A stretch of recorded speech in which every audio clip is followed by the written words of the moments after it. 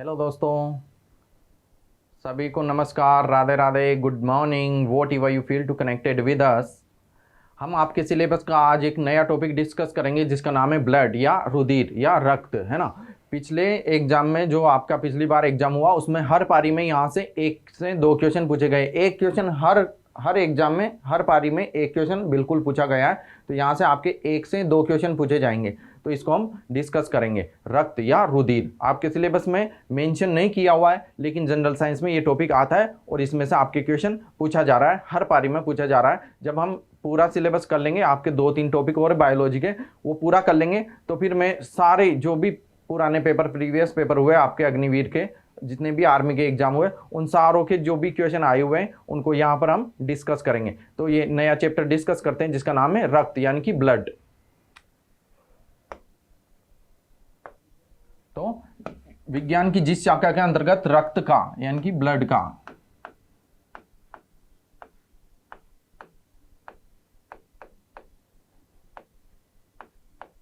विज्ञान की जिस शाखा के अंतर्गत रक्त का अध्ययन किया जाता है उसे हीमेटोलॉजी कहते हैं। क्या कहते हैं? हीमेटोलॉजी। जब मैंने आपको ये टॉपिक पढ़ाया था वेरियस ब्रांचेज ऑफ साइंस, उसमें मैंने बताया था रक्त का अध्ययन क्या कहलाता है? हीमेटोलॉजी।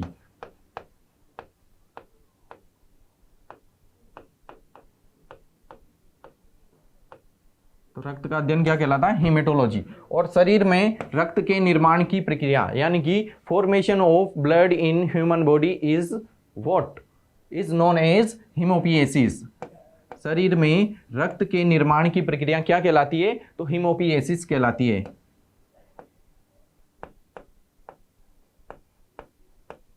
हीमोपिएसिस। तो शरीर में रक्त के निर्माण की प्रक्रिया क्या कहलाती है? हीमोपिएसिस कहलाती है। और रक्त क्या है? एक टिश्यू है। रक्त क्या है? एक टिश्यू है। और कौन सा? तरल संयोजी उत्तक। रक्त क्या है? तरल संयोजी उत्तक है। रक्त एक तरल संयोजी उत्तक है यानी कि लिक्विड कनेक्टिव टिश्यू। क्यों रक्त एक तरल संयोजी उत्तक कैसे है? क्योंकि ये हमारे पूरी बॉडी को कनेक्ट करके रखता है, इसलिए ये एक तरल संयोजी उत्तक है यानी कि लिक्विड कनेक्टिव टिश्यू। तो रक्त क्या है? एक लिक्विड कनेक्टिव टिश्यू। यहां से क्वेश्चन पूछा गया है कि रक्त है, रक्त कौन सा उत्तक है? ये एक तरल संयोजी उत्तक है।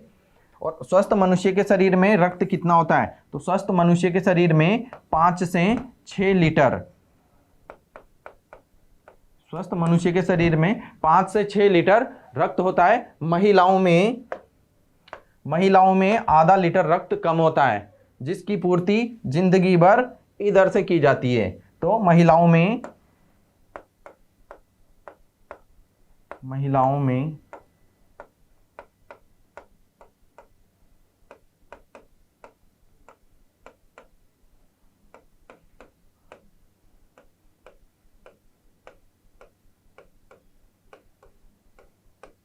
आधा लीटर रक्त कम होता है।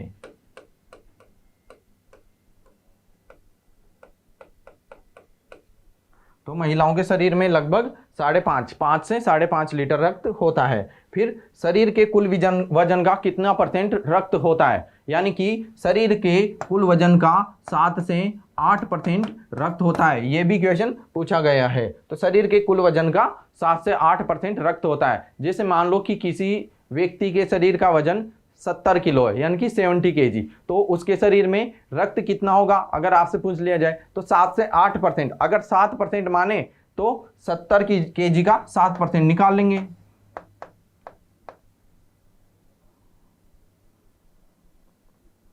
तो ये कितना हो जाएगा? 4.9, है ना। 4.9 लीटर उसके बॉडी में ब्लड रहेगा। तो ये थोड़ा सा ध्यान रखना कि शरीर के कुल वजन का रक्त कितना % होता है? तो 7 से 8% रक्त होता है। शरीर के कुल वजन का 7 से 8% रक्त होता है। फिर हम आगे देखेंगे कि रक्त का पीएच कितना होता है। तो रक्त का पीएच होता है 7.4, यानी कि जिस भी किसी लिक्विड का पीएच 7 होता है वो उदासीन होता है, 7 से कम होता है तो वो अम्लीय होता है, लेकिन 7 से ज़्यादा हो तो वो क्षारीय होता है। तो शरीर में मतलब रक्त का पीएच होता है 7.4, यानी कि रक्त हल्का क्षारीय होता है। हल्का यानी कि लाइट बेसिक है, ये हल्का क्षारीय रक्त क्या होता है, हल्का क्षारीय होता है। इसकी पीएच 7.4 होती है। तो हमने देखा रक्त का विज्ञान की जिस शाखा के अंतर्गत रक्त का अध्ययन किया जाता है वो हीमेटोलॉजी कहलाती है। रक्त निर्माण की प्रक्रिया हीमोपिएसिस कहलाती है। और रक्त क्या है, रक्त एक तरल संयोजी उत्तक है और मनुष्य के शरीर में 5 से 6 लीटर रक्त पाया जाता है, जबकि महिलाओं में आधा लीटर रक्त कम पाया जाता है। शरीर के कुल वजन का, यानी कि स्वस्थ व्यक्ति के शरीर का, जो व्यक्ति मोटापे का शिकार हो या कुपोषण का शिकार हो उस पर यह बात लागू नहीं होती है, ये स्वस्थ व्यक्ति पर लागू होती है। स्वस्थ व्यक्ति में उसके शरीर के कुल वजन का 7 to 8% ब्लड होता है और रक्त की पीएच 7.4 होती है, यानी कि ये हल्का क्षारीय होता है। नेक्स्ट देखते हैं आगे, रक्त का शुद्धिकरण कहां पर होता है? तो हमारे शरीर में रक्त का शुद्धिकरण वृक्क यानी कि किडनी में होता है। तो रक्त का शुद्धिकरण कहां होता है? वृक्क या किडनी, यानी कि इंग्लिश में क्या कहते हैं, किडनी या गुर्दा बोल दो। तो रक्त का शुद्धिकरण कहां होता है? वृक्क, किडनी, गुर्दा में होता है। और रक्त का शुद्धिकरण क्या कहलाता है? परानिस्यंदन,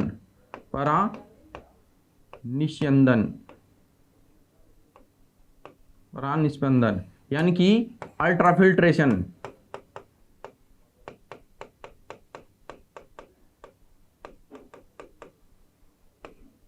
तो रक्त का शुद्धिकरण क्या कहलाता है? अल्ट्राफिल्ट्रेशन। और हृदय का यानी कि हार्ट का क्या कार्य होता है?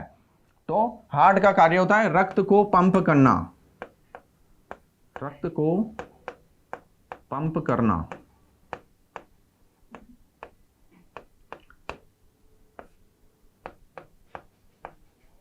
पंप करना यानी कि धक्का देना या धकेलना, है ना। कोई बोल दे मेरे दिल ने उसके दिल से ये कहा, दिल ये ऐसे वैसे कुछ कहता नहीं है। दिल के पास ये फोकट के काम करने का कार्य नहीं है। रक्त का कार्य है, हृदय का कार्य है रक्त को पंप करना।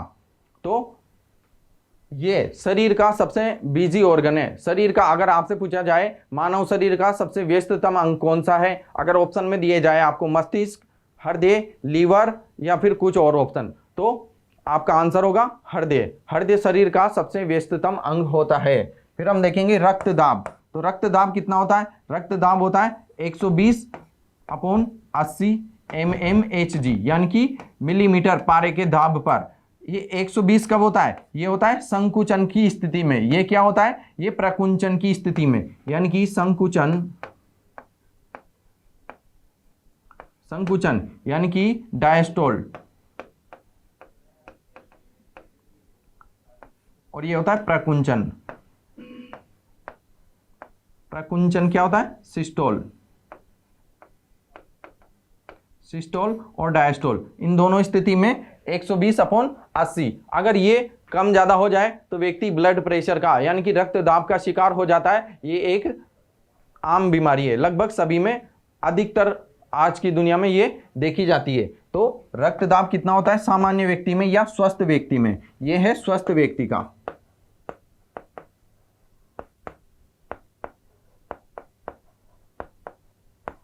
स्वस्थ व्यक्ति का रक्तदाब ये होता है 120 to 80 mmHg, यानी कि मिलीमीटर पारे के दाब पर।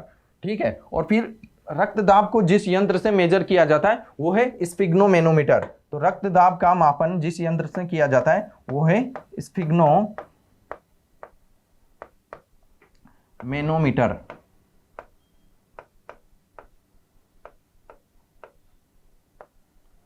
स्फिग्नोमेनोमीटर से रक्तदाब का मापन किया जाता है। और अगर आपसे पूछा जाए कि हृदय का वजन कितना होता है, तो मानव शरीर में हृदय का वजन लगभग 300 ग्राम होता है। और हृदय के कितने भाग होते हैं? तो हृदय के 4 भाग होते हैं, 2 आलिंद, 2 आलिंद होते हैं और 2 होते हैं नीले।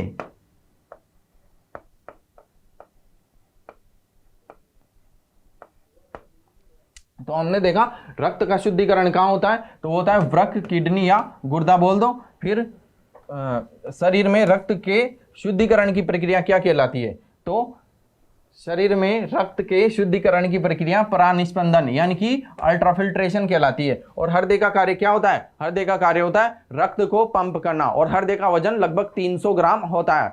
और फिर देखा कि स्वस्थ व्यक्ति के शरीर में रक्त दाब कितना होता है, तो 120/80 mmHg यानी कि पारे के दाब पर।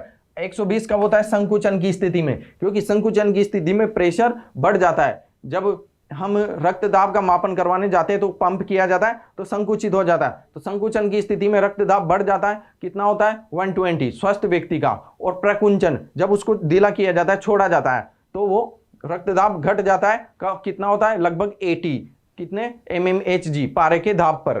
ठीक है, फिर हमने इसको मापने का जो इंस्ट्रूमेंट होता है उसका नाम देखा स्पिग्नोमेनोमीटर। ये भी एक बार क्वेश्चन पूछा गया है आपके, बिल्कुल इजी लेवल पे क्वेश्चन आते हैं, ये क्वेश्चन भी एक बार पूछा गया। फिर हृदय का वजन 300 ग्राम, इसमें क्या, इसके कितने भाग होते हैं, हृदय के 4 भाग होते हैं। इसमें 2 आलिंद 2 नीले, यानी कि 2 artery and 2 ventricles, atrium and ventricles.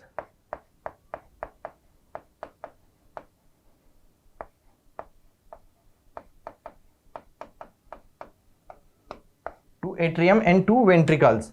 आगे देखते हैं हम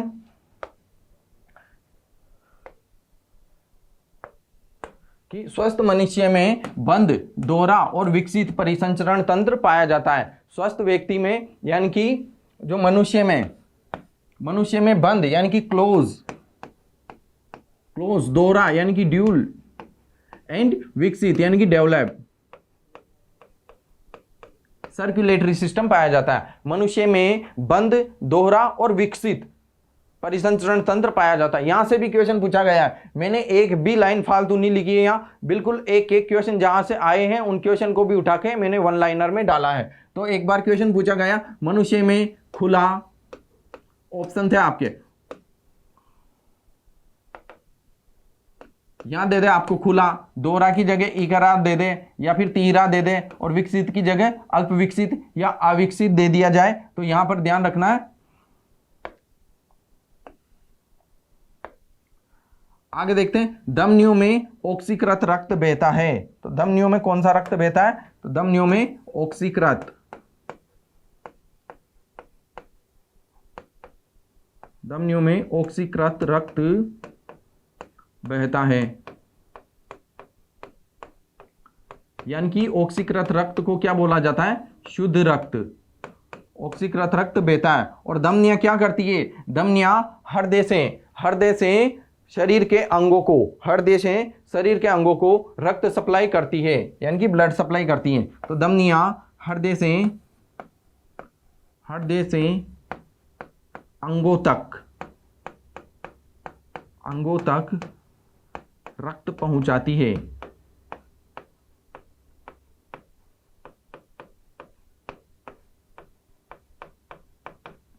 ठीक है, फिर शिराओं में डीऑक्सीकृत, शिराओं में डीऑक्सीकृत रक्त बहता है, यानी कि अशुद्ध रक्त बहता है।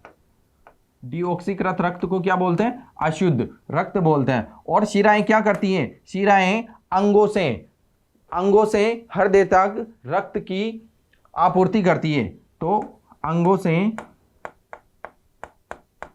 से हृदय को रक्त की आपूर्ति करती है।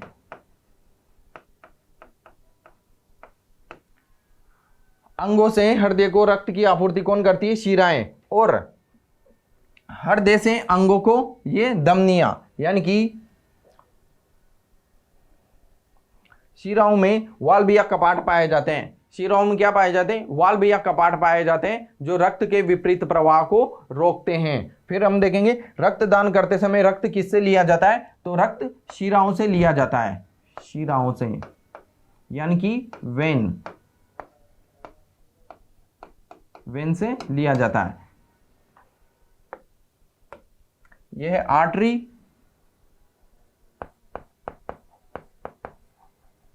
ये आर्टरी और ये है वेन।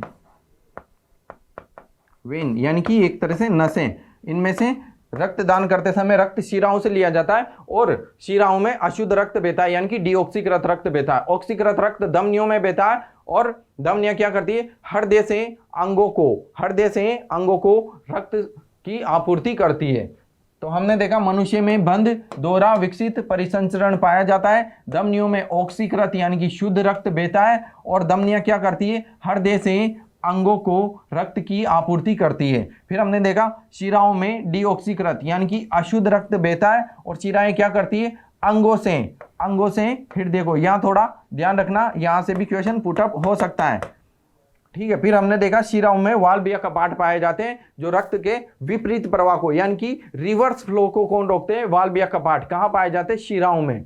और शिराएं हैं जो रक्तदान करते समय कहाँ से रक्त लिया जाता है, पूछ लिया जाए तो शिराओं से लिया जाता है। आगे देखते हैं, रक्त को ब्लड बैंक में 4.4 डिग्री सेंटीग्रेड पर सुरक्षित रखा जाता है। अगर आपसे पूछ लिया जाए जैसे रक्तदान किया जाता है तो रक्त को ब्लड बैंक में कितने डिग्री सेंटीग्रेड पर रखा जाता है, ये टेम्परेचर भी एक बार पूछा गया है, 4.4 डिग्री सेंटीग्रेड पर इसे सुरक्षित रखा जाता है। फिर इसमें मिलाया जाने वाला, जब हम रक्तदान करते हैं तो जो पॉलीथीन बैग होता है उसमें ऑलरेडी कौन एक लिक्विड होता है, उस लिक्विड का नाम क्या है, सोडियम सिट्रेट। ये इसको खराब होने से बचाता है, तो इसका नाम भी ध्यान रखना, सोडियम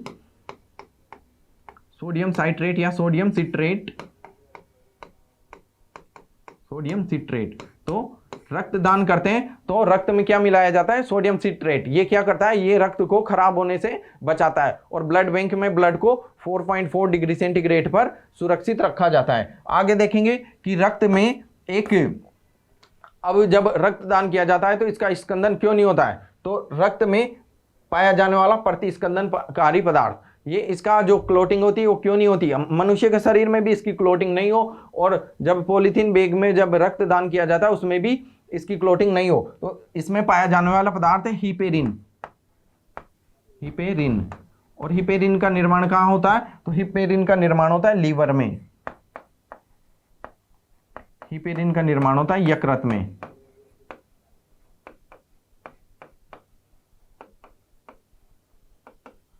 तो रक्त में पाया जाने वाला एंटी क्लोटिंग एजेंट क्या है, तो वो है हिपेरिन, यानी कि प्रतिस्कंदनकारी पदार्थ क्या है, तो वो है हिपेरिन, जो रक्त को जमने से रोकता है। फिर हमने देखेंगे कि शरीर की रसायनशाला किसे कहते हैं, तो यकृत को। यकृत शरीर की क्या है, रसायनशाला है, यानी कि केमिकल लैब है। लेबोरेटरी क्या है शरीर की, यकृत, यानी कि लीवर शरीर की केमिकल लेबोरेटरी है। रक्तदाब यानी कि ब्लड प्रेशर की खोज किसने की, तो ब्लड प्रेशर की खोज की हेल्स ने।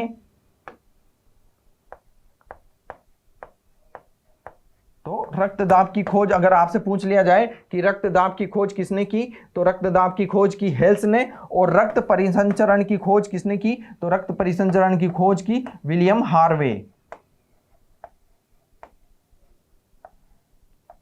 हार्वे ने रक्त परिसंचरण की खोज की, विलियम हार्वे। और हेल्स, रक्तदाब की खोज में नाम आता है हेल्स का, और रक्त परिसंचरण की खोज पूछा जाए तो विलियम हार्वे। तो ब्लड बैंक में ब्लड को 4.4 डिग्री सेंटीग्रेड पर सुरक्षित रखा जाता है। इसमें मिलाया जाने वाला पदार्थ है सोडियम सिट्रेट, स्टार लगाना, याद करना, इसको इंपॉर्टेंट है। और रक्त में मिलाया जाने वाला एंटी क्लोटिंग एजेंट क्या है पाया जाने वाला, तो वो है हिपेरिन। और इसका निर्माण कहाँ होता है, तो यकृत में इसका निर्माण होता है। फिर देखा शरीर की रसायनशाला किसे कहते हैं, तो यकृत को कहते हैं। रक्तदाब की खोज का अगर आपसे पूछा जाए कि रक्तदाब की खोज किसने की, तो उसमें नाम आता है हेल्स का। और रक्त परिसंचरण की खोज किसने की, तो उसमें नाम आता है विलियम हार्वे का। आगे देखेंगे,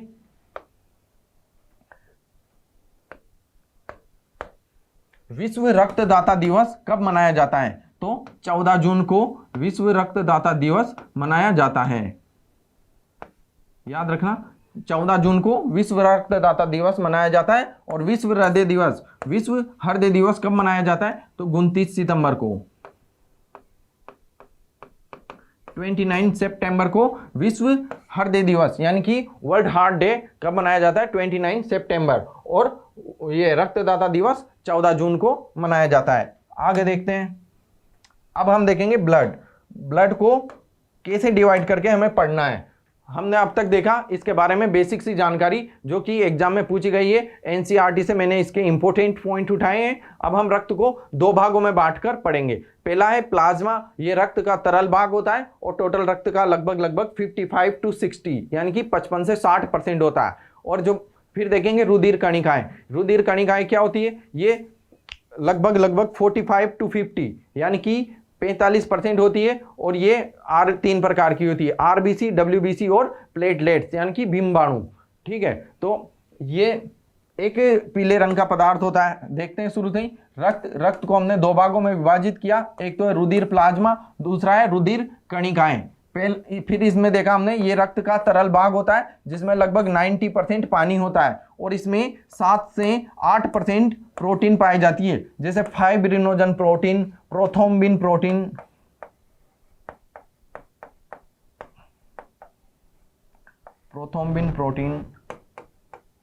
फिर आ जाएगा थ्रोम्बोप्लास्टिन। तो ऐसे बहुत सारी इसमें प्रोटीन पाई जाती है। तो 7 से 8% प्रोटीन पाई जाती है, फाइब्रिनोजन, प्रोथ्रोम्बिन, थ्रोम्बोप्लास्टिन। तो ये रक्त का तरल भाग होता है। टोटल रक्त का लगभग 55% पार्ट होता है और ये हल्के पीले रंग का होता है। रुधिर प्लाज्मा ये 55% पार्ट होता है और ये हल्के पीले रंग का होता है। 7 से 8% इसमें प्रोटीन पाई जाती है, अधिकतर इसमें पानी यानी कि वाटर होता है 90%। फिर हमने देखा रुधिर कणिकाएं लगभग टोटल रक्त का 45% पार्ट होती है और ये तीन प्रकार की होती है, आरबीसी, डब्ल्यूबीसी और प्लेटलेट्स। अब हम जैसे रुधिर प्लाज्मा तो ये है कि इसका ज़्यादा डिटेल नहीं देखेंगे, इसका ज़्यादा डिटेल आपके आता नहीं, आपके डिटेल आता है आरबीसी, डब्ल्यूबीसी और प्लेटलेट्स में से आपके क्वेश्चन आता है तो हम इनकी डिटेल डिस्कस करेंगे। रुधिर प्लाज्मा तो क्या है, रुधिर प्लाज्मा हल्के पीले रंग का पदार्थ होता है और ये तरल भाग है, 90% इसमें वाटर होता है और इसमें 7 से 8% प्रोटीन पाई जाती है, जैसे फाइब्रिनोजन, प्रोथ्रोम्बिन, थ्रोम्बोप्लास्टिन वगैरह। आगे देखते हैं। अब हम आरबीसी की और डब्ल्यूबीसी की और प्लेटलेट्स की इनकी डिटेल को डिस्कस करेंगे। यहाँ से 100% क्वेश्चन पूछा जाता है। पिछली बार आपके एग्जाम में क्वेश्चन पूछा गया है तो यहाँ से भी संभावना है कि इस बार भी क्वेश्चन बने। तो आरबीसी की सबसे पहले तो हम देखेंगे आरबीसी की फुल फॉर्म क्या है। तो रेड ब्लड कार्पल्स।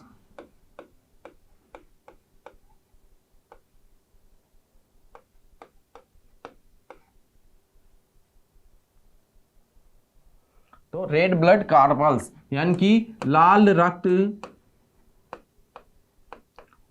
कणिकाएं या लाल रक्त कोशिकाएं, ये क्या है, लाल रक्त कणिका है, आरबीसी, रेड ब्लड कार्पल्स।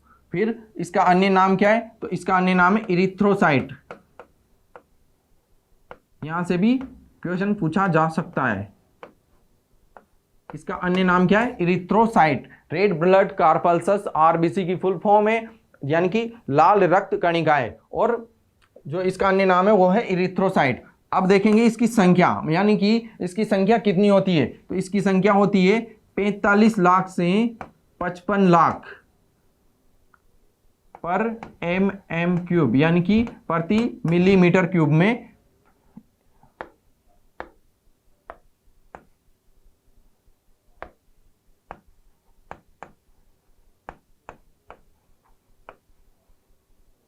यानी कि प्रति मिलीमीटर क्यूब में 45 लाख से 55 लाख इसकी संख्या होती है। महिलाओं में 45 लाख,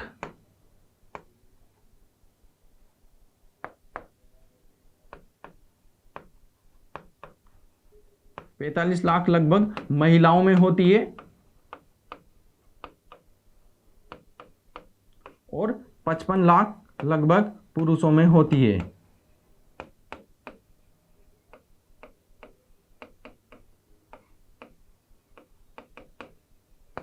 तो आरबीसी की संख्या देखिए हमने 45 से 55 लाख प्रति मिलीमीटर क्यूब, प्रति mm क्यूब। तो 45 लाख लगभग महिलाओं में होती है और 55 लाख पुरुषों में होती है। ये सब प्रति मिलीमीटर क्यूब में है। और फिर हम देखेंगे आरबीसी का जीवन काल। ये इंपॉर्टेंट करना, ये आपके पिछली बार एग्जाम में पूछा गया था।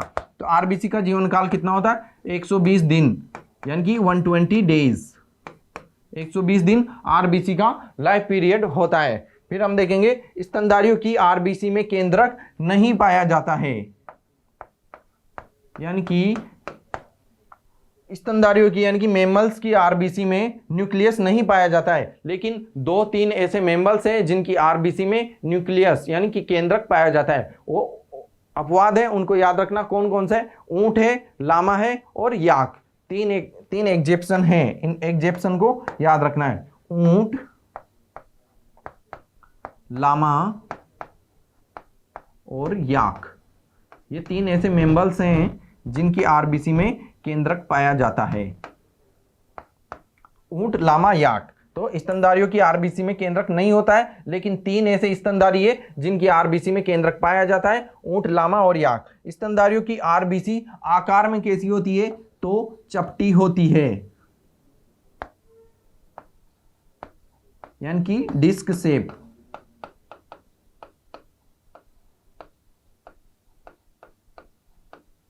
डिस्क शेप्ड होती है। तो स्तनधारियों की आरबीसी आकार में चपटी होती है, आरबीसी में केंद्रक नहीं पाया जाता है। स्तनधारियों की आरबीसी में केंद्रक नहीं पाया जाता है। और जो 3 एग्जेप्शन है, ऊंट, लामा और याक, इनकी स्तनधारियों में ये ऐसे स्तनधारी है जिनकी आरबीसी में केंद्रक पाया जाता है।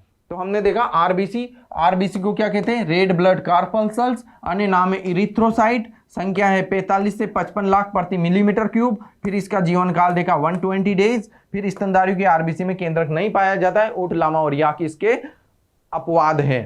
फिर हमने देखा स्तनधारियों की आरबीसी कैसी होती है, आकार में इनकी शेप होती है डिस्क शेप, यानी कि आकार में चपटी होती है। और जो वो थैलीसीमिया रोग है तो उसमें आरबीसी की जो आकार है वो चेंज हो जाता है, चपटी रहती है यानी कि डिस्क शेप रहती है, वो हंसियाकार हो जाती है। यानी कि आरबीसी के आकार में परिवर्तन से जो रोग होता है वो सिकल सेल एनीमिया भी है और थैलीसीमिया भी है। इनमें आरबीसी का आकार चेंज हो जाता है, इनकी संख्या में कमी आ जाती है, कमी भी आ सकती है। इनकी संख्या में कमी आएगी तो रक्त की कमी हो जाएगी, यानी कि एनीमिया हो जाएगा। तो आगे देखेंगे हम आरबीसी का। अब हम देखेंगे कि भाई आरबीसी का फॉर्मेशन कहां होता है, formation of RBC in foetus state, यानी कि भ्रूणीय अवस्था में आरबीसी का जो निर्माण होता है वो होता है यकृत में, यानी कि या तो लीवर में हो जाएगा, और लीवर में नहीं हुआ तो प्लीहा, प्लीहा, और प्लीहा को क्या बोलते हैं, तिल्ली, यानी कि स्प्लीन।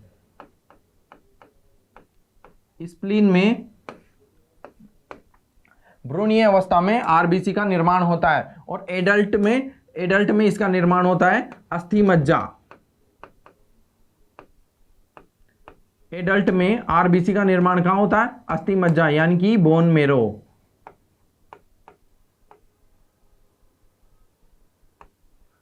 अस्थि मज्जा में इसका निर्माण होता है। आरबीसी का निर्माण भ्रूणीय अवस्था में, फीटस अवस्था में कहां होता है, फीटस।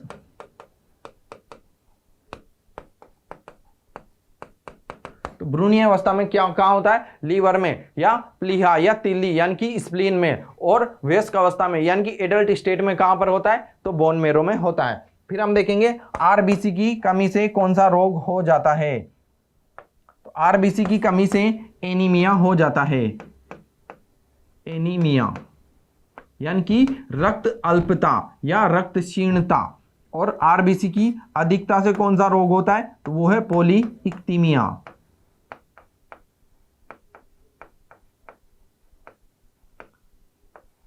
तो आरबीसी की कमी से कौन सा रोग होता है, एनीमिया। आरबीसी की अधिकता से पॉलीइक्थीमिया रोग हो जाता है। और आरबीसी में हीमोग्लोबिन पाया जाता है। हीमोग्लोबिन कहां पर पाया जाता है, तो आरबीसी में हीमोग्लोबिन पाया जाता है। और इसका कार्य क्या है, तो हीमोग्लोबिन का कार्य ऑक्सीजन का परिवहन करना।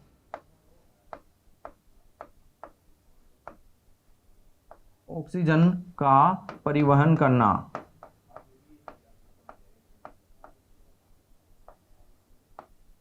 ऑक्सीजन का परिवहन करना किसका कार्य है, हीमोग्लोबिन का। और हीमोग्लोबिन, एक हीमोग्लोबिन 4 O2 मॉलिक्यूल से कनेक्ट रहता है, से संबंधित रहता है।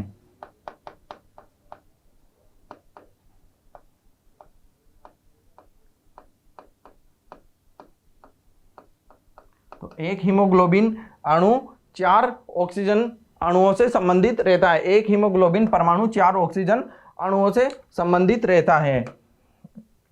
तो हमने देखा आरबीसी का निर्माण,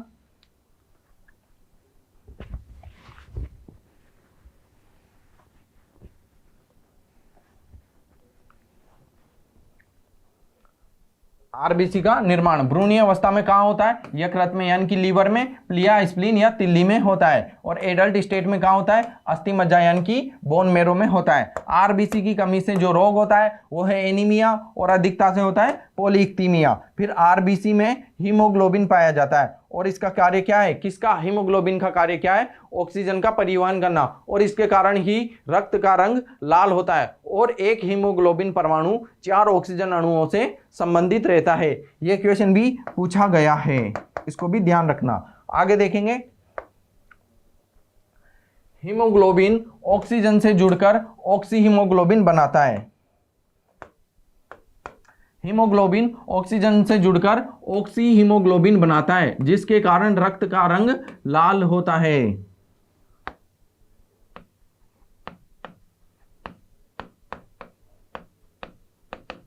तो हीमोग्लोबिन ऑक्सीजन से जुड़कर ऑक्सी हीमोग्लोबिन बनाता है, जिसके कारण रक्त का रंग लाल होता है। फिर हम देखेंगे हीमोग्लोबिन की मात्रा। हीमोग्लोबिन की मात्रा पुरुषों में होती है 14 से 16 ग्राम प्रति 100 ml।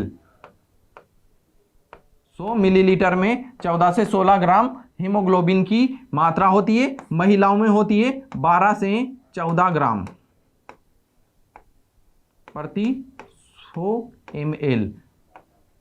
मतलब 100 ml रक्त में पुरुषों में 14 से 16 ग्राम हीमोग्लोबिन पाया जाता है, जबकि महिलाओं में थोड़ा कम होता है, 12 से 14 ग्राम हीमोग्लोबिन होता है। फिर हम देखेंगे पहाड़ी क्षेत्रों में रहने वाले व्यक्तियों में आरबीसी की संख्या सामान्य रूप से अधिक होती है। ये आरएस में पूछा हुआ क्वेश्चन है, उसमें ट्रू और फॉल्स स्टेटमेंट का क्वेश्चन था। तो ये स्टेटमेंट उसमें ट्रू था कि पहाड़ी क्षेत्रों में रहने वाले व्यक्तियों में आरबीसी की संख्या सामान्य व्यक्तियों से अधिक होती है या कम होती है। तो अधिक होती है, ये आरएस में पूछा हुआ क्वेश्चन है, तो ध्यान रखना, सामान्य से अधिक होती है।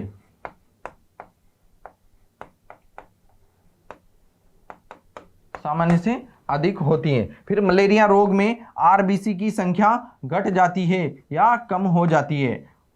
और आरबीसी का कब्रिस्तान किसे कहते हैं? मलेरिया रोग में आरबीसी की संख्या घट जाती है। आरबीसी का कब्रिस्तान किसे कहते हैं? तो आरबीसी का कब्रिस्तान किसी भी ब्लड कार्पल्स का एंड कहां ऊपर होता है? तो वो होता है स्प्लीन या प्लीहा में, यानी कि प्लीहा या तिल्ही।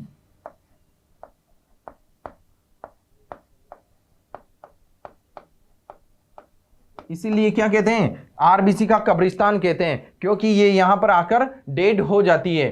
तो मलेरिया रोग में आरबीसी की संख्या घट जाती है, तो अधिकतर सारी आरबीसी मृत होकर कहां पर आती है? स्प्लीन में। इसलिए मलेरिया रोग में आपने देखा होगा कि स्प्लीन का आकार बढ़ जाता है। तो अगर आपसे क्वेश्चन बनाकर पूछा जाए निम्न में से ऐसा कौन सा रोग है जिसमें स्प्लीन का आकार बढ़ जाता है, यानी कि प्लीहा का आकार में वृद्धि हो जाती है, तो वो है मलेरिया। क्यों? क्योंकि इसमें आरबीसी की संख्या में कमी आती है, यानी कि अधिकतर आरबीसी डेड हो जाती है। तो डेड होकर कहां जाएगी? कब्रिस्तान। कब्रिस्तान यानी कि प्लीहा, स्प्लीन। तो स्प्लीन में क्या होगा? मुर्दों की संख्या बढ़ रही है, तो इसका आकार बढ़ जाएगा। तो स्प्लीन का आकार किस रोग में बढ़ता है? तो मलेरिया में। और आरबीसी की संख्या किस रोग में कम होती है? तो वो मलेरिया में। तो हमने देखा हीमोग्लोबिन ऑक्सीजन से जुड़कर ऑक्सी हीमोग्लोबिन बनाता है, जिसके कारण रक्त का रंग लाल होता है। फिर हमने हीमोग्लोबिन की मात्रा देखी, पुरुषों में 14 से 16 ग्राम प्रति 100 ml होती है, महिलाओं में 12 से 14 ग्राम प्रति 100 ml होती है। फिर हमने देखा पहाड़ी क्षेत्रों में रहने वाले व्यक्तियों में आरबीसी की संख्या क्या होती है? सामान्य रूप से अधिक होती है। और फिर हमने देखा कि मलेरिया में आरबीसी की संख्या घट जाती है या कम हो जाती है।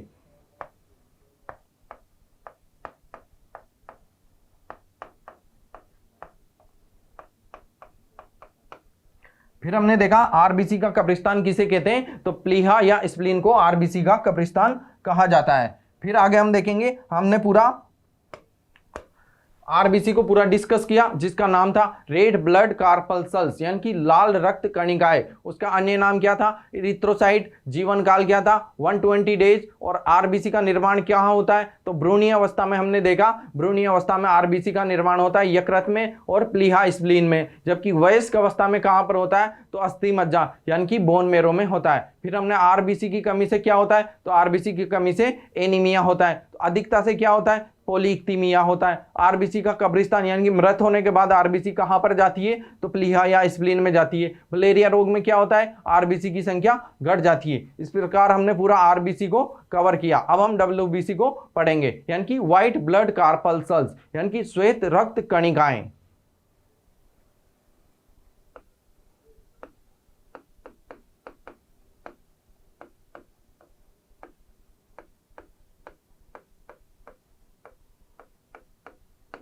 व्हाइट ब्लड कार्पल्सल्स यानी कि श्वेत रक्त कणिकाएं, श्वेत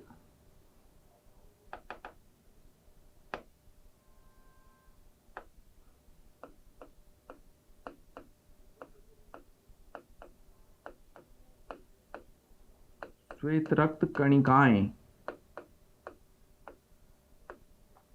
ठीक है, तो इसका अन्य नाम क्या है? इसका अन्य नाम हमने देखा था, आरबीसी का अन्य नाम क्या है? इरिथ्रोसाइट। तो डब्ल्यूबीसी का अन्य नाम क्या है? ल्यूकोसाइट।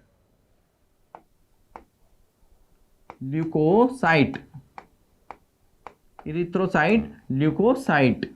फिर हम देखेंगे इसकी संख्या कितनी होती है। तो डब्ल्यूबीसी की संख्या होती है 6000 से 9000, 6 से 9000 प्रति एम क्यूब, यानी कि प्रति मिलीमीटर क्यूब में 6 से 9000 तक डब्ल्यूबीसी की संख्या होती है। इसकी संख्या है। और इसका जीवन काल क्या होता है? तो इसका जीवन काल होता है 1 से 5 दिन। जबकि यहां पर स्टार लगा के हम याद रखेंगे, आरबीसी का जीवन काल हमने देखा था 120 डेज, यानी कि आरबीसी का जीवन काल था 120 दिन। तो डब्ल्यूबीसी का जीवन काल कितना है? 1 से 5 दिन। लेकिन लिम्फोसाइट का जीवन काल लगभग 10 वर्ष तक हो सकता है। यहां पर हम स्पेशल स्टार लगा के ये देखेंगे, लिम्फोसाइट का, ये आरबीसी का ही एक प्रकार है, लिम्फोसाइट का जीवन काल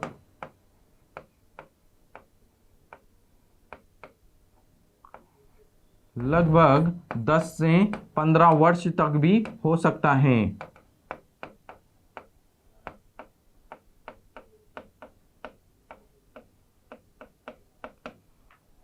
फिर हम देखेंगे कि डब्ल्यूबीसी का, हमने देखा था आरबीसी का निर्माण कहां पर होता है? तो आरबीसी का निर्माण हमने देखा था भ्रूणीय अवस्था में कहां पर होता है? यकृत में या स्प्लीन यानी कि प्लीहा या तिल्ली में। और वयस्क अवस्था में कहां पर होता है? अस्थि मज्जा में। अब हम देखेंगे डब्ल्यूबीसी का निर्माण। मैं जब डब्ल्यूबीसी पढ़ा रहा हूं तो आरबीसी को वापिस हाथों हाथ रिवाइज करवाता जा रहा हूं, ताकि कंपेयर करके हम पढ़ सके। जब आप इनको तीनों को पढ़ लो तो एक पेज के 3 पार्ट करना और इनको सबको लिख लेना, ताकि ये कंपेरेटिवली याद रखोगे तो और ज्यादा अच्छा रहेगा।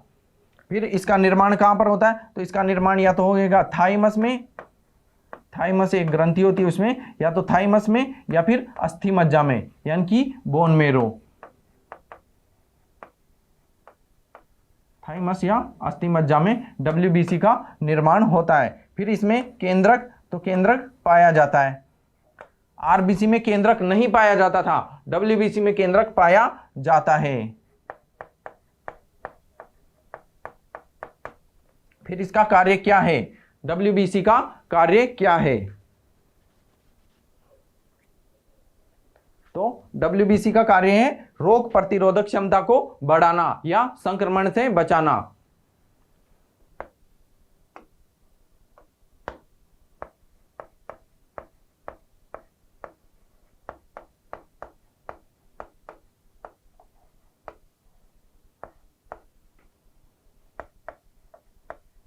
रोग प्रतिरोधक क्षमता को बढ़ाना।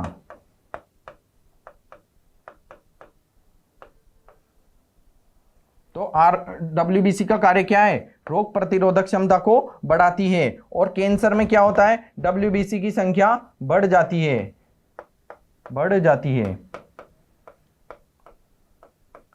और एड्स में क्या होता है, इसकी संख्या कम हो जाती है। इसीलिए एड्स में व्यक्ति सभी बीमारियों का शिकार हो जाता है, क्योंकि उसके शरीर की रोग प्रतिरोधक क्षमता जो है वो कम हो जाती है, क्योंकि डब्ल्यूबीसी की संख्या कम हो जाती है। और कैंसर में इसकी संख्या बढ़ जाती है, यानी कि शरीर क्षमता बढ़ जाती है, यानी कि रोगों से लड़ने की क्षमता बढ़ जाती है कैंसर में, क्योंकि डब्ल्यूबीसी की संख्या बढ़ जाती है। और डब्ल्यूबीसी की संख्या एड्स में कम हो जाती है, इसलिए शरीर की रोग प्रतिरोधक क्षमता कमजोर हो जाती है और व्यक्ति सभी प्रकार के सिंड्रोम का शिकार हो जाता है। तो हमने देखा डब्ल्यूबीसी, व्हाइट ब्लड कार्पल्सल्स, यानी कि श्वेत रक्त कणिकाएं, इनका निर्माण कहाँ होता है, तो थाइमस या अस्थिमज्जा में। जीवन काल कितना होता है, 1 से 5 दिन, लेकिन नोट लगाकर लिखना कि लिम्फोसाइट का जीवन काल 10 से 15 वर्ष, एग्जैक्टली देखा जाए तो 10 वर्ष होता है, लेकिन ज्यादा भी हो सकता है। तो 10 से 15 वर्ष इसका जीवन काल होता है, किसका, लिम्फोसाइट का। और सामान्य रूप से इसका जीवन काल 1 से 5 दिन होता है। और इसका निर्माण थाइमस या अस्थिमज्जा यानी कि बोन मेरो में होता है। और इसका कार्य क्या है, तो शरीर की रोग प्रतिरोधक क्षमता बढ़ाना या संक्रमण रोधी क्षमताओं को बढ़ाना, इसका काम है डब्ल्यूबीसी का। फिर हमने देखा इसका अन्य नाम क्या था, ल्यूकोसाइट, और इसकी संख्या देखी 6 से 9000 प्रति मिलीमीटर क्यूब इसकी संख्या होती है। इसका स्क्रीनशॉट ले लो, ताकि मैं बोर्ड से साइड हो जाता हूं, इसका स्क्रीनशॉट हाथों हाथ लेते रहना। आगे देखते हैं प्लेटलेट्स, यानी कि बिंबाणु, इसका अन्य नाम है बिंबाणु कह दो, या फिर हमने देखा था आरबीसी का अन्य नाम इरिथ्रोसाइट, डब्ल्यूबीसी का ल्यूकोसाइट, और इसका होता है थ्रोम्बोसाइट।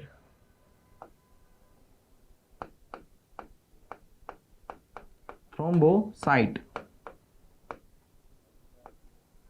तो प्लेटलेट्स, इसका अन्य नाम क्या है, थ्रोम्बोसाइट, या बिंबाणु भी इसे बोलते हैं।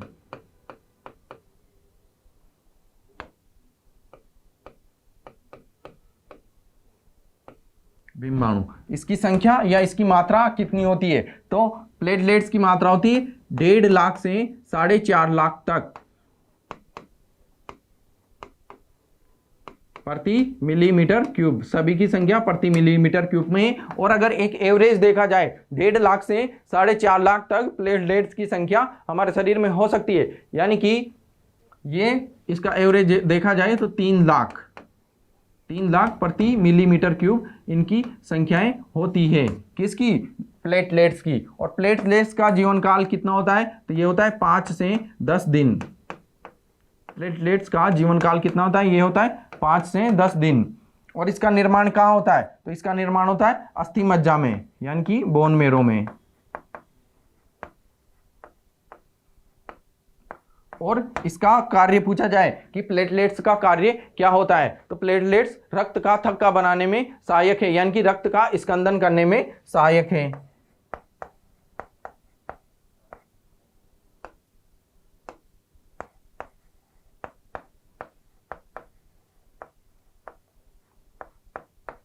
यानी कि ब्लड क्लोटिंग इससे ही होता है।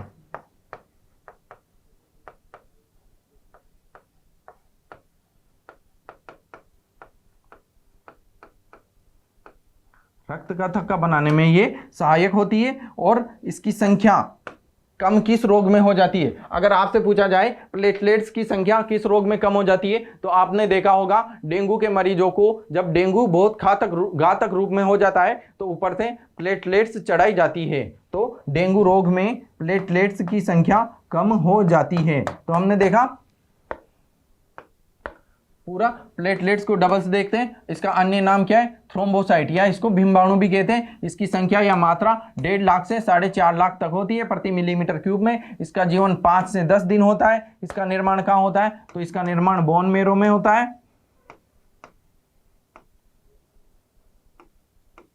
इसका निर्माण बोन मेरो में होता है। और इसका कार्य क्या है, रक्त का थक्का बनाना या रक्त का स्कंदन करना। और इसकी संख्या डेंगू रोग में प्लेटलेट्स की संख्या कम हो जाती है। आगे देखते हैं, अब हम देखेंगे रक्त समूह।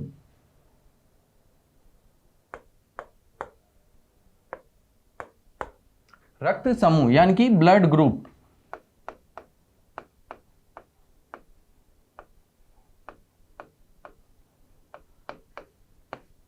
ये आम बोलचाल की भाषा में आपने सुना होगा कि आपका रक्त समूह कौन सा है। तो रक्त समूह के बारे में पूरा हम अध्ययन करेंगे और किस व्यक्ति को कौन सा रक्त दिया जाना चाहिए, कौन सा रक्त वो ले सकता है और कौन किसको वो रक्त दान कर सकता है। तो ये हम पूरा कंप्लीटली प्रोसेस देखेंगे। तो रक्त समूह की अगर आपसे पूछा जाए कि इसको डिस्कवर्ड किसने किया, तो कोल लैंड स्टीनर ने।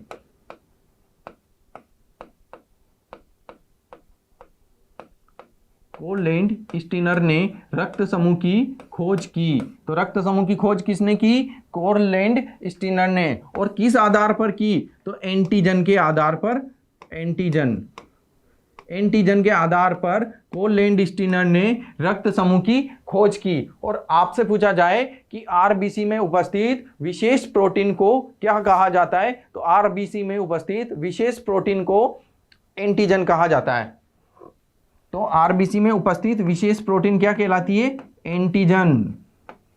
और प्लाज्मा में उपस्थित अगर विशेष प्रोटीन पूछा जाए तो प्लाज्मा में उपस्थित विशेष प्रकार की प्रोटीन को एंटीबॉडी कहा जाता है।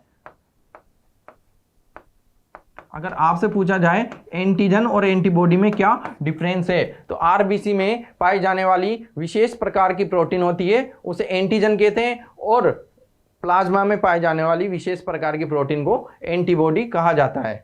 तो हमने देखा रक्त समूह की खोज किसने की, तो कोल लैंड स्टीनर ने की। और किस आधार पर की, तो एंटीजन के आधार पर की। और आरबीसी में उपस्थित विशेष प्रोटीन एंटीजन है और प्लाज्मा में उपस्थित विशेष प्रोटीन एंटीबॉडी है। आगे हम देखेंगे कि अब हम देखेंगे रक्त समूह किस प्रकार के, और इसमें कौन सा एंटीजन है और इसमें कौन सा एंटीबॉडी है। तो रक्त समूह ए होता है, बी होता है, ए बी होता है और ओ होता है। सामान्य रूप से 4 ही प्रकार के ब्लड ग्रुप होते हैं। एक और होता है बॉम्बे ब्लड ग्रुप, वो आपके सिलेबस में नहीं है, वो इतना आता भी नहीं है। तो हमें ये देखना ए बी और ओ 4 प्रकार के ब्लड ग्रुप होते हैं। तो इसमें एंटीजन कौन सा पाया जाता है, तो ए वाले में एंटीजन ए ही पाया जाएगा, बी वाले में एंटीजन बी ही पाया जाएगा, ए बी वाले में एंटीजन ए बी पाया जाएगा और ओ वाले में एंटीजन नहीं पाया जाता है। तो देखेंगे रक्त समूह ए में एंटीजन ए, बी में बी और ए बी में ए बी, लेकिन ओ में किसी प्रकार का एंटीजन नहीं पाया जाता है। फिर देखेंगे इनमें पाई जाने वाली एंटीबॉडी। एंटीजन तो देख लिया हमने, अब इनमें कौन सी एंटीबॉडी पाई जाती है, तो ये विपरीत हो जाते हैं। जैसे इसमें जो रक्त समूह ए है उसमें बी प्रकार की एंटीबॉडी पाई जाएगी, और रक्त समूह जो बी है उसमें ए प्रकार की एंटीबॉडी पाई जाएगी। और फिर जो इसमें रक्त समूह ओ है उसमें एंटीजन है ही नहीं, तो इसमें एंटीजन नहीं पाया जाएगा। और रक्त समूह ओ है उसमें कौन सी एंटीबॉडी पाई जाएगी, तो ए बी एंटीबॉडी इसमें पाई जाएगी। ये थोड़े विपरीत होते हैं एंटीबॉडी। एंटीजन तो सेम है। एंटीजन होता क्या है, आरबीसी में उपस्थित विशेष प्रकार की प्रोटीन होती है जिसे एंटीजन कहते हैं, और एंटीजन रक्त समूह जो होता है वही उसमें एंटीजन होता है। एंटीबॉडी विपरीत होते हैं, क्यों? क्योंकि एंटीबॉडी प्लाज्मा में पाई जाने वाली विशेष प्रकार की प्रोटीन होती है। आप देखना यहाँ पर थोड़ा विशेष रूप से देखना कि रक्त समूह ओ में किसी भी प्रकार का एंटीजन नहीं पाया जाता है। रक्त समूह ओ में किसी भी प्रकार का एंटीजन नहीं पाया जाता है, जबकि रक्त समूह ए बी में किसी भी प्रकार की एंटीबॉडी नहीं पाई जाती है। इसीलिए ओ वाला व्यक्ति, ओ ग्रुप वाला व्यक्ति किसी को भी रक्तदान कर सकता है, और ए बी वाला व्यक्ति किसी से भी रक्तदान एक्सेप्ट कर सकता है, ले सकता है। आर यू गाइस गेटिंग और not getting my point here? मैं बहुत ही इंपॉर्टेंट बात बोल चुका हूं, इसको विशेष रूप से ध्यान रखना। मैं एक बार वापस से दोहराता हूं। तो रक्त समूह ओ में किसी भी प्रकार का एंटीजन नहीं पाया जाता है, जबकि रक्त समूह ए बी में किसी भी प्रकार की एंटीबॉडी नहीं पाई जाती है। इसलिए रक्त समूह ओ वाला व्यक्ति सभी प्रकार के रक्त समूह वाले व्यक्ति को रक्तदान कर सकता है, जबकि ए बी वाले व्यक्ति में एंटीबॉडी नहीं होने के कारण ये किसी भी व्यक्ति से, यानी कि किसी भी प्रकार के ब्लड ग्रुप वाले व्यक्ति से रक्तदान ले सकता है, एक्सेप्ट कर सकता है। इस बात को वापस से देखना और विशेष रूप से याद रखना। तो रक्त समूह हमने देखा ए बी और ओ 4 प्रकार के होते हैं और इनमें एंटीजन तो सेम होते हैं। जो रक्त समूह होता है वही एंटीजन होता है, ओ में कोई एंटीजन नहीं होता है। एंटीबॉडी इनसे विपरीत होते हैं, ये भी विशेष रूप से हमें ध्यान रखना है। तो स्क्रीनशॉट ले लीजिए इसका और हम आगे बढ़ते हैं। अब यहां हम देखेंगे कि अगर आपने सुना होगा कौन व्यक्ति किसको ब्लड दे सकता है, कौन व्यक्ति किससे ब्लड ले सकता है। ये हम यहां पर देखेंगे कौन व्यक्ति किसे ब्लड दे सकता है, ए वाला किसको दे सकता है, किससे ले सकता है, बी वाला किसको दे सकता है, किससे ले सकता है, वो पूरा हम डिस्कस करेंगे। लेकिन इससे पहले हम एक चीज देख लेते हैं कि रक्तदान की सर्वप्रथम कब किया गया। तो फर्स्ट टाइम पूरे विश्व में फर्स्ट टाइम 1667 में यानी कि 1667 में डॉक्टर जीन डेविस ने रक्तदान किया था, यानी कि रक्त का आदान प्रदान किया था, एक्सचेंज ऑफ ब्लड। सर्वप्रथम कब 1667 यानी कि 1667 में डॉक्टर जीन डेविस ने किया था। फिर हम देखेंगे रक्त समूह ए वाला व्यक्ति किस किस से रक्त ले सकता है और किस किस को रक्त दे सकता है। तो रक्त समूह ए वाला व्यक्ति ओ से रक्त ले सकता है, ए वाला ए से ले सकता है। और ए वाला किसको दे सकता है, तो एक तो ए बी को दे सकता है, क्योंकि ए बी क्या है, यूनिवर्सल एक्सेप्टर, यानी कि ए बी सभी का ले सकता है। और ए वाला व्यक्ति ए वाले व्यक्ति को ही दे सकता है, यानी कि ए वाला व्यक्ति ए वाले व्यक्ति को तो दे ही सकता है लेकिन ए बी वाले को भी दे सकता है। ए वाला व्यक्ति ए वाले व्यक्ति से ही ले सकता है और ओ वाले से तो सभी ही ले सकते हैं। तो ध्यान रखना किस किस का ये ओ ब्लड ग्रुप वाला व्यक्ति किस किस का ब्लड एक्सेप्ट कर सकता है। तो ए वाले का करेगा और ओ वाले का करेगा। किस किस को डोनेट कर सकता है, तो ए बी वाले को करेगा और ए वाले को करेगा। इसी प्रकार हम देखेंगे बी वाला और सी वाला। तो बी वाला व्यक्ति किस किस से ब्लड ले सकता है, तो एक तो ओ वाले से लेगा और एक बी वाले से लेगा। किस किस को दे सकता है, तो एक तो ए बी वाले को देगा, क्यों, क्योंकि ये यूनिवर्सल एक्सेप्टर है, और एक बी वाले को देगा। ओ वाले से तो लेगा ही लेगा, क्यों, क्योंकि ये यूनिवर्सल डोनर है, यानी कि सर्वदाता है। और ए बी क्या है, सर्वग्राही है। तो सेम से यानी कि खुद वाले से तो लेगा ही और यूनिवर्सल डोनर से भी लेगा। और किसको देगा, तो यूनिवर्सल एक्सेप्टर को देगा और एक खुद के वाले को ही देगा। फिर हम देखेंगे ए बी वाला। ए बी वाला सभी से ले सकता है, यानी कि ये क्या है, यूनिवर्सल एक्सेप्टर है, यानी कि ए वाले से ले सकता है, बी वाले से ले सकता है, ए बी वाले से ले सकता है और ओ वाले से ये एक्सेप्ट कर सकता है। लेकिन ए बी वाला only A B blood group वाले को ब्लड डोनेट कर सकता है। ये बात भी हमें विशेष रूप से ध्यान रखनी है। फिर हम देखेंगे ओ पॉजिटिव वाला व्यक्ति किसी को भी, यानी कि ये क्या है, यूनिवर्सल डोनर है, तो सभी को दे सकता है, लेकिन ले सिर्फ ओ वाले से ही ले सकता है, यानी कि ओ ब्लड ग्रुप वाला व्यक्ति ओ ब्लड ग्रुप से ही ले सकता है। लेकिन ये डोनेट ए वाले को भी कर सकता है, बी वाले को भी कर सकता है, ए बी वाले को भी कर सकता है और ओ वाले को भी कर सकता है, यानी कि ओ ब्लड ग्रुप क्या है, यूनिवर्सल डोनर।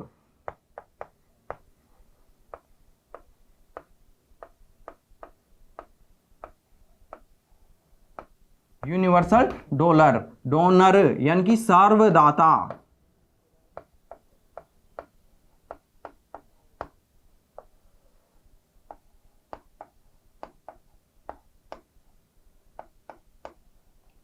सर्वदाता रक्त समूह। और ये क्या है, सर्वग्राही।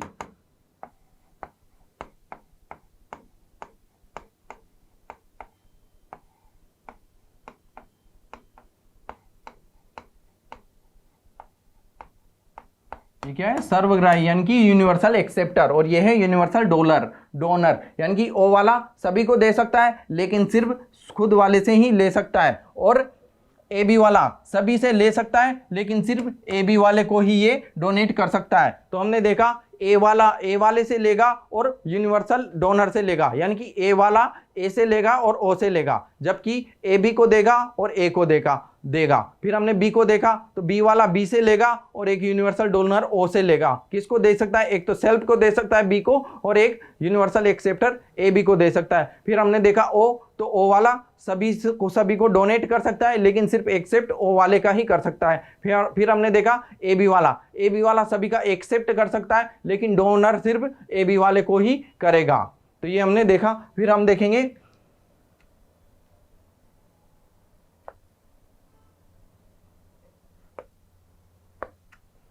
अब हम इस ब्लड का एक्सचेंज देखेंगे, यानी कि अगर ए ब्लड ग्रुप वाले व्यक्ति की शादी बी ब्लड ग्रुप वाली महिला से करवा दी जाए तो उनकी संतानों में उत्पन्न होने वाले ब्लड ग्रुप की क्या क्या संभावनाएं रहेगी। तो हम देखेंगे, अगर आपको एक क्वेश्चन दे दिया जाए,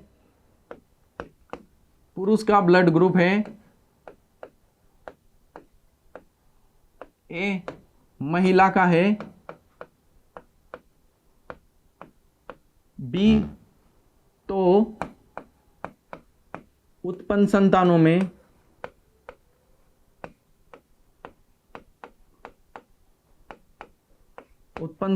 में कौन सा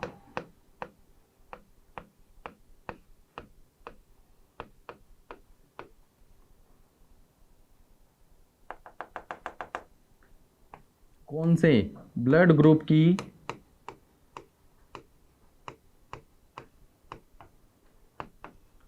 संभावनाएं रहेगी।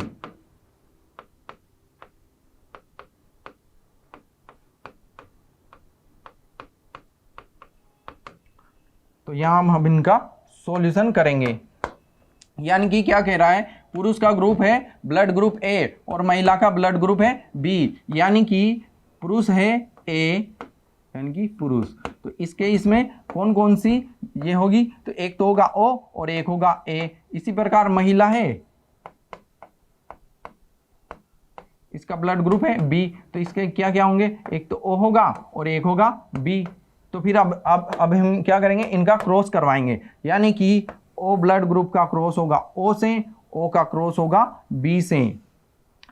तो फिर हम करवाएंगे ए का क्रॉस करवाएंगे ओ से, फिर ए का क्रॉस करवाएंगे बी से। तो अब इनमें क्या क्या संभावनाएं उत्पन्न होगी, तो ओ से संभावना ब्लड ग्रुप ओ, फिर ओ से क्या बन रहा है बी, तो यहाँ ब्लड ग्रुप होगा बी। फिर बन रहा है ए से ओ, तो यहाँ ब्लड ग्रुप होगा ए, और ए से क्या बन रहा है बी, तो ए बी। यानी कि उत्पन्न होने वाली संतानों में ए बी और ओ, यानी कि सभी प्रकार के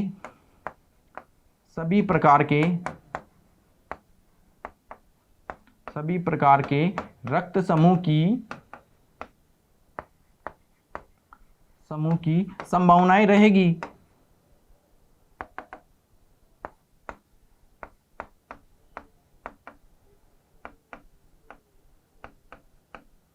सभी प्रकार के रक्त समूह की संभावनाएं रहेगी। यानी कि पुरुष का ब्लड ग्रुप है ए, महिला का ब्लड ग्रुप है बी, तो उत्पन्न होने वाली संतानों में कौन से ब्लड ग्रुप की संभावनाएं रहेगी, तो सभी प्रकार के ब्लड ग्रुप की संभावनाएं रहेगी।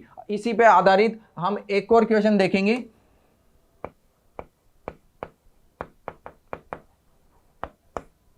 इसी पर आधारित इससे आपको क्वेश्चन पूछे जाते हैं यहां से, तो मैं एक क्वेश्चन और इसका करवा देता हूं।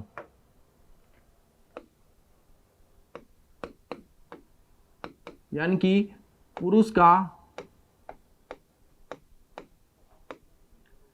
ब्लड ग्रुप है ओ और महिला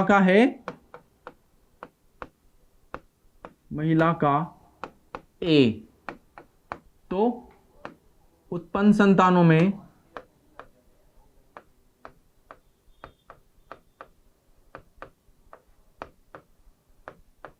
कौन से ब्लड ग्रुप की संभावनाएं रहेगी।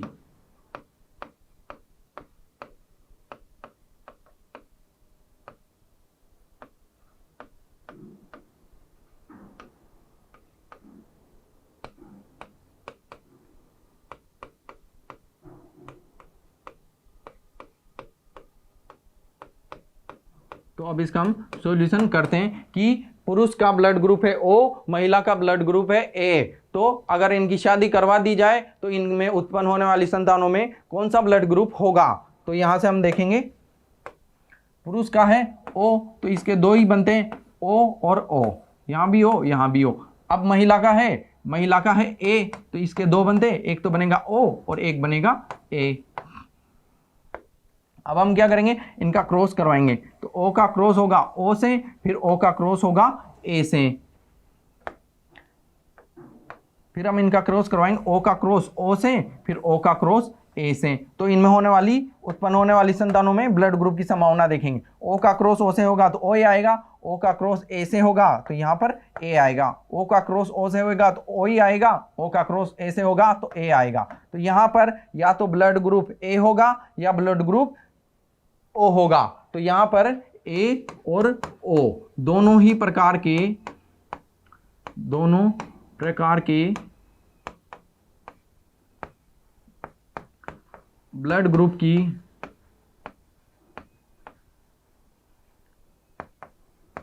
फिफ्टी 50%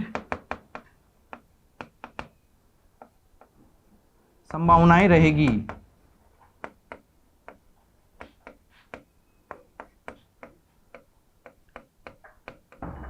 तो इस प्रकार के क्वेश्चन हमें सोल्व करना सीखना है कि अगर पुरुष का ब्लड ग्रुप ओ है, महिला का ब्लड ग्रुप ए है, यदि इनका क्रॉस करवाया जाए तो उत्पन्न होने वाली संतानों में कौन से ब्लड ग्रुप की क्या संभावनाएं रहेगी। तो इनमें इस प्रकार हमें सोल्व करना है। तो हमने इसमें देखा ओ ब्लड ग्रुप और ए ब्लड ग्रुप वाली ही संतानें उत्पन्न होगी, मतलब इनकी उत्पन्न होने वाली संतानों में ब्लड ग्रुप ए बी और ब्लड ग्रुप बी हो ही नहीं सकता। इसीलिए आपने देखा होगा यदि किसी व्यक्ति को अगर अचानक ब्लड चढ़ाना पड़े, अगर किसी का एक्सीडेंट हो जाए, अचानक ब्लड चढ़ाना पड़े, तो अगर ऐसे करके देखा जाए तो इससे हम ये परिणाम जान सकते हैं कि इसको कौन सा ब्लड ग्रुप वाला ब्लड चढ़ाना है। तो महिला का और पुरुष का कौन सा ब्लड ग्रुप है, इससे उत्पन्न होने वाली संतानों में ब्लड ग्रुप की संभावनाएं देखी जा सकती है।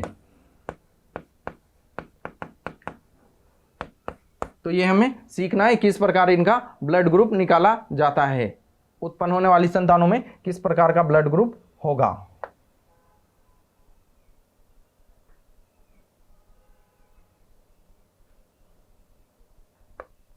अब हम देखेंगे RH कारक यानी कि RH फैक्टर।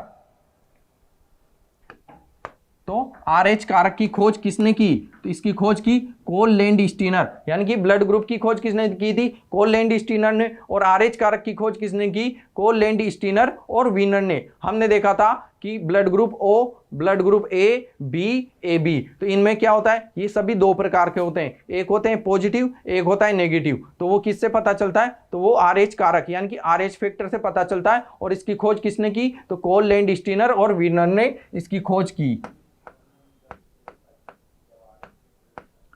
कोल लैंड स्टीनर और वीनर ने। तो RH कारक की खोज किसने की, कोल लैंड स्टीनर और वीनर ने RH फैक्टर की खोज की। जिस व्यक्ति के रक्त में RH कारक पाया जाता है उसे RH पॉजिटिव कहा जाता है। जिस व्यक्ति के रक्त में RH कारक पाया जाएगा उसे RH पॉजिटिव कहा जाएगा। जिस व्यक्ति के रक्त में RH कारक नहीं पाया जाएगा उसे RH नेगेटिव कहा जाएगा। जैसे हमने देखा था O पॉजिटिव और O नेगेटिव। तो अगर आपके शरीर में RH कारक उपस्थित है तो आप पॉजिटिव है, और नहीं है तो नेगेटिव है। ये सिर्फ रक्त का है, ये जीवन में संबंधित नहीं है। यानी कि इसकी खोज की कोल लैंड स्टीनर और वीनर ने। RH कारक जिस व्यक्ति के शरीर में पाया जाएगा उसे RH पॉजिटिव कहते हैं, नहीं पाया जाता है तो उसे RH नेगेटिव कहा जाता है। फिर हम देखेंगे एक है बीमारी इरिथ्रोब्लास्टोसिस फिटेलिस, यानी कि जब RH पॉजिटिव पुरुष की शादी RH नेगेटिव महिला से करवा दी जाए तो उनकी पहली संतान सामान्य जन्म लेती है, लेकिन उससे आगे यानी कि आगे वाली संतानें मृत पैदा होती है। इसे क्या कहते हैं, इरिथ्रोब्लास्टोसिस फिटेलिस, यानी कि हिंदी में बोला जाए गर्भ रक्ताणु को रक्तता, इसे हिंदी में कहा जाएगा। इसमें क्या होता है, पहली संतान सामान्य रूप से जन्म लेती है लेकिन अन्य संतानें मृत पैदा होती है। तो RH पॉजिटिव पुरुष की शादी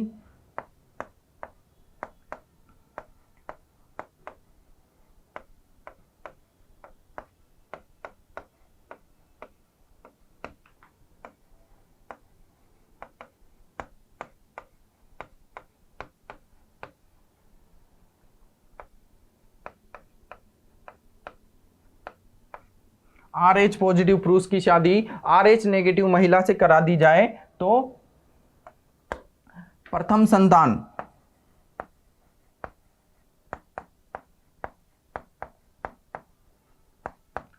संतान जो होगी वो सामान्य होगी।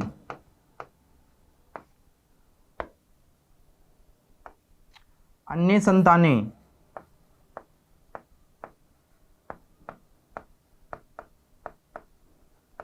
संतानें क्या होगी? मृत पैदा होगी। तो इसके इरेथ्रोब्लास्टोसिस फिटेलिस यानी गर्भ रक्ताणु कोरक्तता,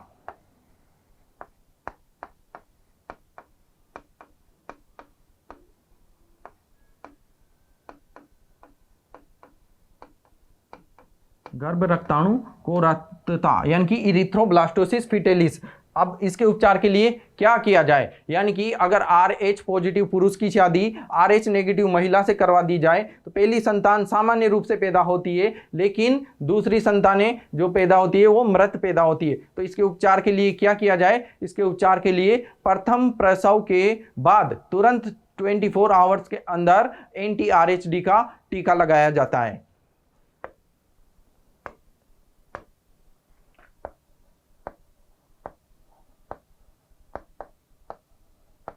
प्रथम प्रसव के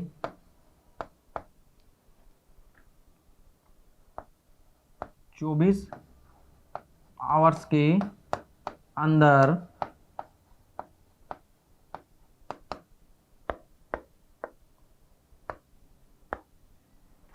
anti-RHD का टीका, यानी कि इसके उपचार के लिए क्या किया जाए?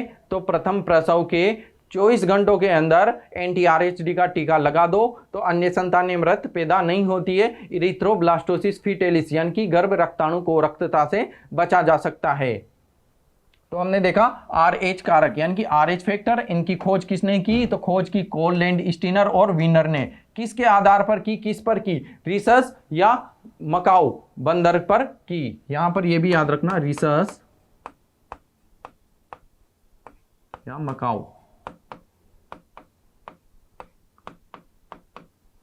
एंटीजन के आधार पर है ना, रिसस या मकाऊ बंदर में एंटीजन के आधार पर किसने की? कोललैंड, स्टीनर और वीनर ने। जिस व्यक्ति के शरीर में RH कारक पाया जाता है उसे RH पॉजिटिव, अगर RH कारक नहीं पाया जाएगा उसे RH नेगेटिव कहते हैं। और इरिथ्रोब्लास्टोसिस फिटेलिस के बारे में हमने देखा और इसके उपचार के लिए प्रथम प्रसव के 24 आवर्स के अंदर anti-RHD का टीका लगाया जाता है। फिर आगे देखते हैं हम कि विश्व में कितने प्रतिशत व्यक्ति RH पॉजिटिव हैं। तो अगर वर्ल्ड लेवल पे देखा जाए तो 80% peoples are RH positive and in India 96% peoples are RH positive, यानी कि विश्व में 85% लोग हैं जो RH पॉजिटिव है और भारत में 96% पीपल्स हैं जो RH पॉजिटिव है, यानी कि इनके अलावा जो बचते हैं वो RH नेगेटिव है।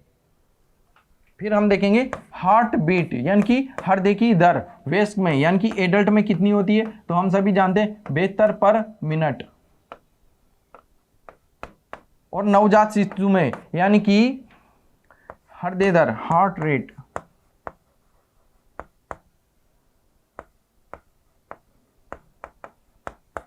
नवजात शिशु में यानी कि न्यू बॉर्न बेबी,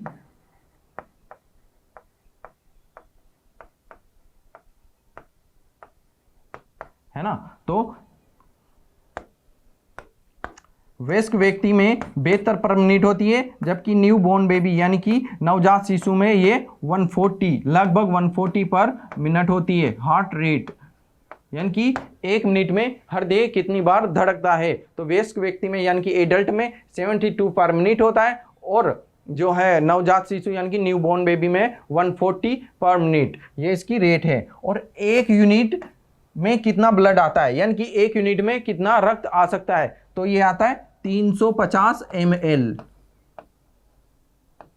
ये सभी जगह अलग अलग हो सकता है, लेकिन यूनिट 1 यूनिट ब्लड में 350 ml ये WHO के अनुसार है, यानी कि वर्ल्ड हेल्थ ऑर्गेनाइजेशन WHO के अकॉर्डिंग कितना आता है? 1 यूनिट में 350 ml रक्त आता है। ये किसके अकॉर्डिंग है मैं बता देता हूँ, WHO ये वर्ल्ड लेवल की संस्था है जो स्वास्थ्य पर ध्यान देती है, यानी कि वर्ल्ड हेल्थ ऑर्गेनाइजेशन।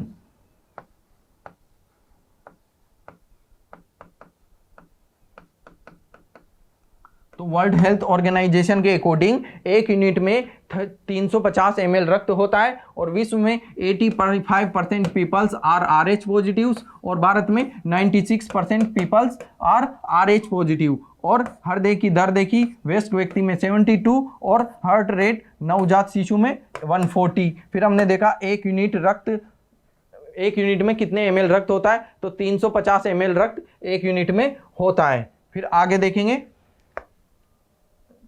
विश्व में, ये यहां से ध्यान रखना, यहां से एक बार केबीसी में क्वेश्चन पूछा गया है। विश्व में सबसे पहले हृदय का प्रत्यारोपण कहां पर हुआ था, तो विश्व में 1967 में साउथ अफ्रीका में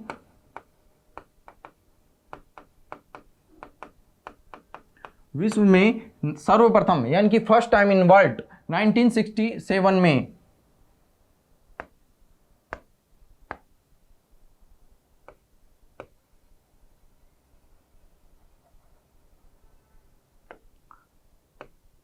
1967 में साउथ अफ्रीका में डॉक्टर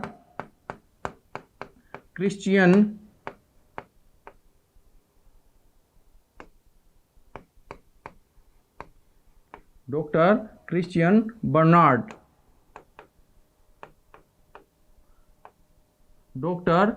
बर्नार्ड में सबसे पहले वर्ल्ड में 1967 में हार्ट ट्रांसप्लांट किया था, जबकि भारत में 1994 में एम्स न्यू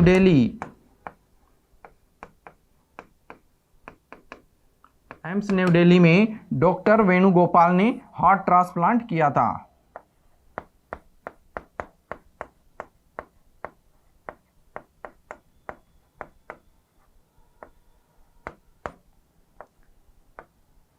तो यहां से क्वेश्चन देखना कि विश्व में अगर आपसे पूछा जाए विश्व में सर्वप्रथम हृदय प्रत्यारोपण यानी कि हार्ट ट्रांसप्लांट कब किया गया था, तो वो 1967 में किया गया था। कहाँ किया गया था, तो वो साउथ अफ्रीका यानी कि दक्षिण अफ्रीका में किया गया था। और किस डॉक्टर ने किया था, तो डॉक्टर क्रिश्चियन बर्नार्ड ने किया था। ये क्वेश्चन केबीसी में माधुरी दीक्षित से पूछा गया था। तो ध्यान रखना कि विश्व में सबसे पहले हृदय प्रत्यारोपण यानी कि हार्ट ट्रांसप्लांट 1967 में कहाँ, दक्षिण अफ्रीका में। और किसने किया था, डॉक्टर का नाम विशेष रूप से ध्यान रखना, ये पूछा गया है, डॉक्टर क्रिश्चियन बर्नार्ड। और भारत में 1994 में कहाँ, एम्स न्यू दिल्ली में। और किस डॉक्टर ने, डॉक्टर वेणुगोपाल ने। तो हमने ये पूरे ब्लड चैप्टर को डिस्कस किया, जिसमें हमने ब्लड के बारे में सामान्य जानकारी देखी पहले, फिर ब्लड को हमने दो भागों में बांटा, जिसमें प्लाज्मा और रक्त कणिकाएं। प्लाज्मा क्या होता था, 55% पार्ट है, अधिकतर भाग तरल है, इसमें 95% पानी है, 7 से 8% प्रोटीन से, जैसे फाइब्रिनोजन, प्रोथ्रोम्बिन प्रोटीन। और रक्त कणिकाओं में हमने आरबीसी, डब्ल्यूबीसी और प्लेटलेट्स के बारे में पूरा डिटेल से जाना। फिर हमने रक्त का आदान प्रदान कैसे होता है, अगर व्यक्ति ओ पॉजिटिव है या व्यक्ति का रक्त यानी कि पुरुष का ए है, महिला का बी है, तो उत्पन्न होने वाली संतानों में कौन से रक्त समूह की संभावना होगी, वो देखा। और फिर हमने देखा कि विश्व में सबसे प्रथम प्रत्यारोपण यानी कि हार्ट ट्रांसप्लांट कब हुआ था और किसने किया था। तो हमने रक्त के बारे में पूरा कंप्लीटली डिस्कस किया। नेक्स्ट क्लास में हम इसके बारे में एक्स्ट्रा क्वेश्चन करेंगे, जो आए हुए क्वेश्चन है और आपके आने की संभावना बनती है। तो इस चैप्टर में से आपके 1 से 2 क्वेश्चन पक्के हो जाएंगे। इसको पूरा देखिए, एंजॉय कीजिए और स्वस्थ रहिए, व्यस्त रहिए, मस्त रहिए। Wish you all the best. Bye bye.